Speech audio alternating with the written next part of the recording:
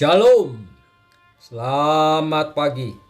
Sate pagi hari ini berjudul Pertolongan Pertama yang Dibutuhkan. Adapun firman Tuhan terambil dari Matius pasal 14 ayat 29 sampai dengan 31. Di suatu hari Minggu, Iwan sebagai worship leader memimpin ibadah pagi. Sebenarnya suara Iwan tidak bagus. Iwan pun sadar akan hal itu. Namun sudah terbukti bahwa Iwan mampu memimpin ibadah dengan baik. Di sisi lain, Iwan juga memiliki sikap yang baik. Itulah sebabnya ia lebih dipercaya oleh koordinator tim pelayanan jika dibandingkan dengan worship leader lainnya. Hari itu, Iwan berusaha memimpin ibadah dengan baik.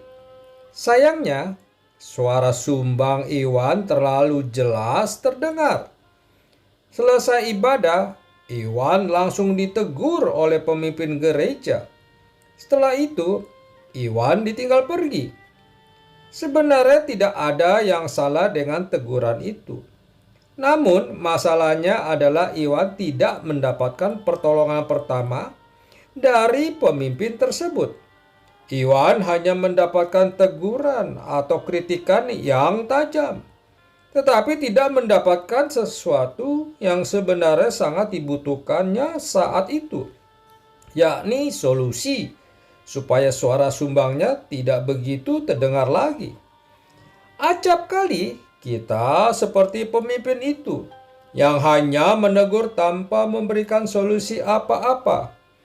Memang menegur bisa menjadi salah satu bentuk kebaikan atau kepedulian kita terhadap orang yang bersalah. Namun kebaikan kita menjadi sia-sia saat kita tidak memberikan pertolongan pertama. Alhasil, Iwan tetap saja memimpin pujian dengan suara sumbang yang terdengar jelas. Karena tidak ada yang berusaha memberi solusi dengan suara mengajarkan Iwan tentang teknik bernyanyi yang benar. Adanya menarik dari kisah Petrus berjalan di atas air. Saat Petrus mulai tenggelam, pertolongan pertama Yesus adalah mengulurkan tangannya. Ia membantu Petrus terlebih dahulu. Setelah itu, Yesus menegurnya dengan kata-kata yang cukup pedas. Karena Petrus disamakan dengan orang yang kurang percaya. Jika kita melihat kisah hidup Petrus bersama Yesus, kurang percaya apa dia? Petrus tergolong murid yang dipercaya oleh Yesus. Ia sudah menyaksikan banyak mujizat yang dilakukan oleh Yesus. Tetapi tetap saja gurunya berkata bahwa Petrus kurang percaya. Mari kita imajinasikan, jika Yesus hanya menegurnya saja dan tidak mengulurkan tangannya, kira-kira apa yang terjadi? Tentu kisah ini akan lebih dikenal dengan kisah Petrus tenggelam di dalam air. Tindakan Yesus harus benar-benar kita teladani. Kita harus belajar memberi pertolongan pertama yang paling dibutuhkan. Misalkan, jika ada seseorang yang belum mendapat pekerjaan datang kepada kita karena lapar, tentu pertolongan pertamanya adalah memberi makanan. Setelah itu, menasihati dan mencarikan sebuah pekerjaan supaya ia tidak tergantung kepada kita.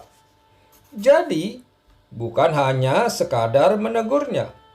Seringkali kita lebih senang menjadi guru yang menegur daripada berusaha mencari solusi. Padahal belum tentu teguran itu adalah kebutuhan utamanya. Untuk itu, kita harus belajar peka untuk mengetahui dan memberikan pertolongan pertama yang paling dibutuhkan. Amin. Mari kita berdoa.